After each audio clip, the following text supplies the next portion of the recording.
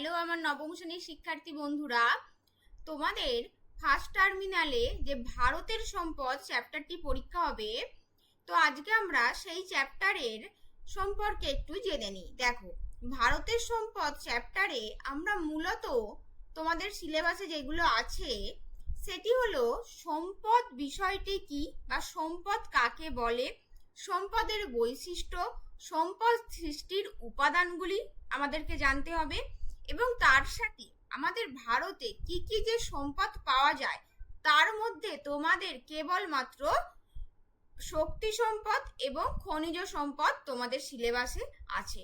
তো আমরা তাই আজকে যেহেতু প্রথম ক্লাস, আমরা এই ক্লাসে জানবো সম্পদ কাকে বলে, সম্পদের সংজ্ঞা এবং সম্পদের বৈশিষ্ট্য, যেটি তোমাদের পরীক্ষায় আসে। 3 মার্কসেও আসতে পারে বা 5 মার্কসেও আসতে পারে। তো চলো আমরা জেনে নিই সম্পদ কাকে বলে।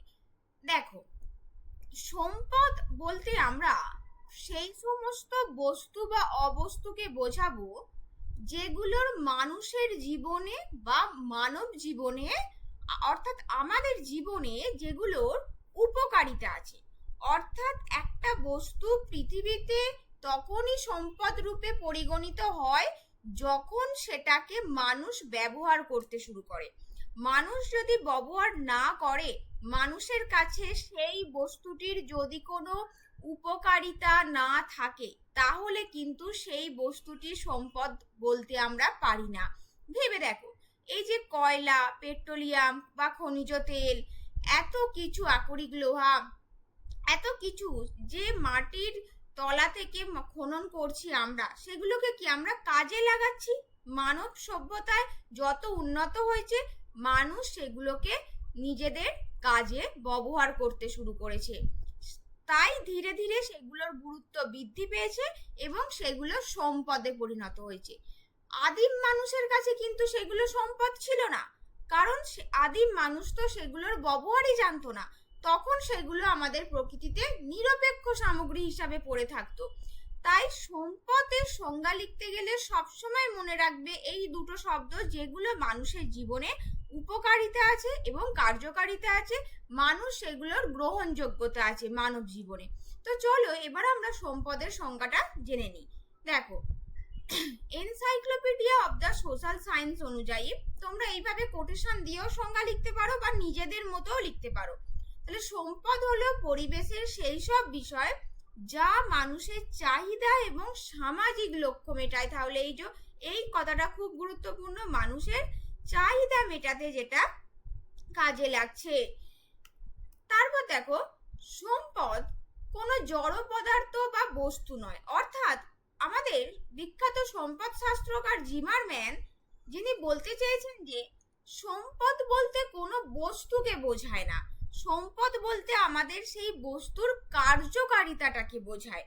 তো সম্পদ শাস্ত্রকার বা সম্পদ শাস্ত্রের জনক কাকে বলা হয়, সেটি হলো জিমারম্যান। আমরা জিমারম্যানকে বলি সম্পদ শাস্ত্রের জনক, এই নামটা তোমরা মনে রেখো।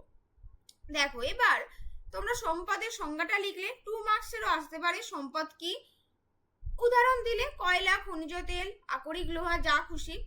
এবার আমরা জেনে নিই সম্পদের বৈশিষ্ট্য কয়েকটি।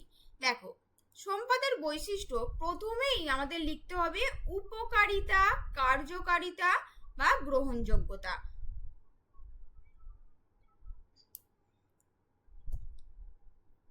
দেখো, এই যে প্রথম পয়েন্ট করবে তোমরা উপযোগিতা বা কার্যকারিতা। উপযোগিতা অর্থাৎ কি, সেই গুণ বোঝাচ্ছে সম্পদের যার দ্বারা কি মানুষের অভাব মোচন করছে, অর্থাৎ মানুষ সেটিকে কোনোভাবে তার চাহিদা মেটাচ্ছে। সম্পদের এই উপযোগিতা প্রযুক্তির উন্নতির সঙ্গে বাড়তে থাকবে, স্বাভাবিক। যেমন কয়লা, তোমরা কয়লাই ধরো, আদিম মানুষ কি কয়লার ব্যবহার জানতো না? তাহলে যত দিন গেছে কি কয়লা ব্যবহার, তত বহুবিধ ব্যবহার আমরা কয়লার পেয়েছি। কয়লা এক সময় দেখো শুধু জ্বালানি হিসাবে ব্যবহার হতো, কিন্তু বর্তমানে কয়লা থেকে নানা উপজাত দ্রব্য তৈরি হচ্ছে। ফলস্বরূপ কি কয়লার উপযোগিতা দিনের দিন, যত দিন যাচ্ছে তত বাড়ছে বা বৃদ্ধি পাচ্ছে। নেক্সট পয়েন্ট হলো কার্যকারিতা। কার্যকারিতা অর্থাৎ সেই বস্তুটির একটি কাজ করার ক্ষমতা একান্ত প্রয়োজন। যেমন জল তৃষ্ণা মেটাচ্ছে মানুষের, জল থেকে কি শুধু কি মানুষের তৃষ্ণা মেটায় না, মানুষের তৃষ্ণা মেটায়, জল থেকে সমগ্র জীবকুল সেখানে জলের অপরিহার্য গুরুত্বপূর্ণ। তাহলে জল তাই আমাদের একটি সম্পদ, পরিবহনের মাধ্যম হিসেবে কাজ করে, শেষের কাজে বিদ্যুৎ তৈরিতে, শিল্পে ব্যবহৃত হয়। তাহলে এত কিছুতে ব্যবহার হচ্ছে জল, তাই আমরা জলকে আমরা একান্ত সম্পদ বলতে পারি। তোমরা অন্য কোনো বস্তুর কার্যকারিতা দিয়েও তোমরা উদাহরণ দিতে পারো। মোট কথা তোমাদের পয়েন্টে সাব পয়েন্ট করতে হবে, তার আন্ডারে দু একটা লাইন লিখে তার বেসিসে তোমাদের যে কোনো একটা উদাহরণ দিলেই হলো। নেক্সট পয়েন্ট দেখো, তাহলে এই দুটো এইভাবে মনে রেখো, উপযোগিতা, কার্যকারিতা। নেক্সট দুটো পয়েন্ট হলো প্রয়োগযোগ্যতা আর গ্রহণযোগ্যতা। প্রয়োগযোগ্যতা কি, যে প্রয়োগ করা, অর্থাৎ আমরা সেই বস্তুটিকে কোনো ক্ষেত্রে আমরা ব্যবহারের জন্য সেখানে প্রয়োগ করব, অর্থাৎ মানুষের কাজে তত বেশি ব্যবহার হবে, প্রয়োগ হবে। যেমন কয়লার তুলনায় কয়লা থেকে আমরা তাপবিদ্যুৎ, অর্থাৎ আমরা সরাসরি কয়লাটাকে যতটা না ব্যবহার করি, কয়লা থেকে উৎপন্ন যে তাপবিদ্যুৎ, সেই তাপবিদ্যুৎ বর্তমানে মানব সভ্যতার যাবতীয় সমস্ত কিছু কাজে আমরা সেই তাপবিদ্যুৎটাকে আমরা কাজে লাগাই। তাই তাপবিদ্যুতের প্রয়োগযোগ্যতা আমাদের অনেক বেশি, সেই তাপবিদ্যুৎ কিন্তু কয়লা থেকেই পাচ্ছি। তারপর হচ্ছে গ্রহণযোগ্যতা। গ্রহণযোগ্যতা মানে কোনো বস্তু বা সম্পদ সেটা সকলের কাছে গ্রহণযোগ্য হবে এমন কোনো বাধ্যবাধকতা নেই। কেবলমাত্র কি সামাজিক ও ধর্মীয় বাধা নিষেধ ছাড়া সেটা বাকি সকলের কাছে গ্রহণযোগ্য হবে। কিছু কিছু বিষয় কি বা কিছু কিছু বস্তু কি সেটা ধর্মীয় কারণে বা বিভিন্ন সামাজিক কারণে হয়তো কোনো পার্টিকুলার কোনো ধর্মের মানুষের কাছে সেটা সম্পদ নয়, কিন্তু সেটা অন্য ধর্মের মানুষের কাছে সম্পদ। সেক্ষেত্রে আমরা সামগ্রিক গ্রহণযোগ্যতাটা আমরা যাচাই করব।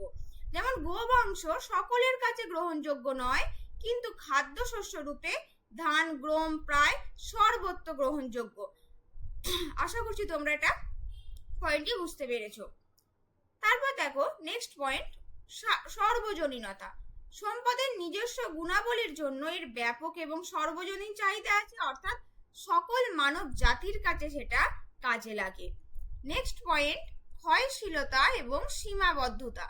দেখো, ক্ষয়শীলতা মানে আমাদের এই প্রকৃতিতে এমন কিছু সম্পদ আছে যেগুলো গচ্ছিত, অর্থাৎ কি যেগুলো অত্যাধিক ব্যবহারের ফলে এক সময় সেগুলো এই পৃথিবী থেকে নিঃশেষ হয়ে যেতে পারে।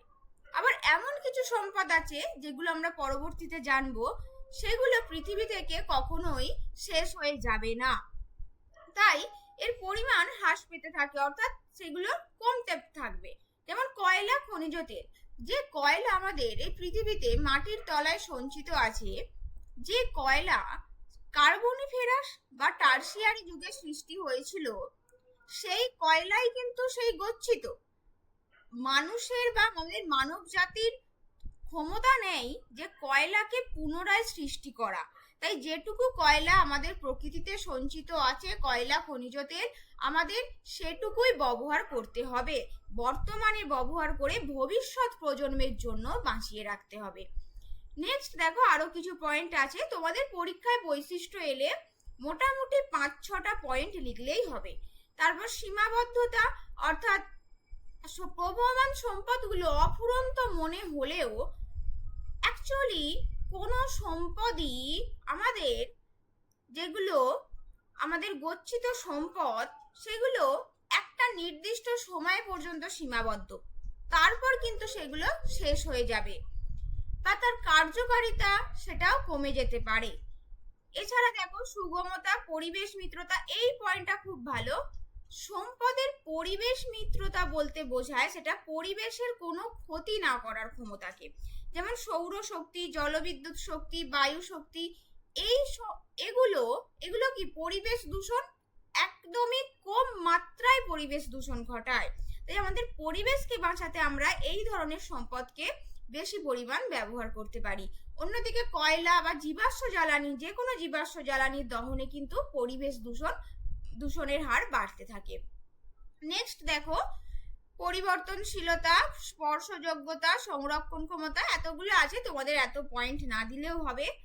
তো এই গেল আমাদের সম্পদের সংজ্ঞা এবং বৈশিষ্ট্য। আরেকটি পয়েন্ট স্পর্শযোগ্যতা। দেখো, সম্পদের যেগুলো আমাদের বস্তুগত সম্পদ সেগুলোকে আমরা স্পর্শ করতে পারি, যেমন কয়লা, আকরিক লোহা, এগুলোকে কি আমরা হাত দিয়ে স্পর্শ করতে পারি। কিন্তু আমাদের মানুষের যে জ্ঞান, বুদ্ধি, সংস্কৃতি, শিক্ষা, এগুলোকে কি আমরা স্পর্শ করতে পারি না, কিন্তু এগুলোও সম্পদ। তাই সম্পদের যেমন একটি বস্তুগত রূপ আছে, ঠিক তেমন একটা অবস্তুগত রূপও আছে, যেগুলো আমাদের স্পর্শযোগ্য নয়। নেক্সট পয়েন্ট, এই পয়েন্টটা তোমরা বলতে পারো একমুখী ও বহুমুখিতা। অর্থাৎ সম্পদ যে তার ব্যবহার, তার কার্যকারিতা, তার উপযোগিতা, সেটা একমুখী, অর্থাৎ একটি মাত্র কাজেও ব্যবহার হতে পারে, আবার বহু রকম ভাবে আমরা সেই সম্পদকে ব্যবহার করতে পারি। যেমন খনিজ তেল, এটি কেবল জ্বালানির কাজে লাগে এমন নয়। খনিজ তেল থেকে কি আমাদের বর্তমানে বিভিন্ন উপজাত দ্রব্য তৈরি হচ্ছে। কয়লা, খনিজ তেল, এগুলো কি বর্তমানে বহুমুখী কাজে ব্যবহৃত হচ্ছে। তো এই গেল সম্পদের বৈশিষ্ট্যগুলি। তো তোমাদের ক্লাসটি কেমন লাগলো অবশ্যই কমেন্টে জানিও, এবং ভালো লাগলে লাইক এবং সাবস্ক্রাইব করে দিও। দেখা হচ্ছে নেক্সট ভিডিওতে।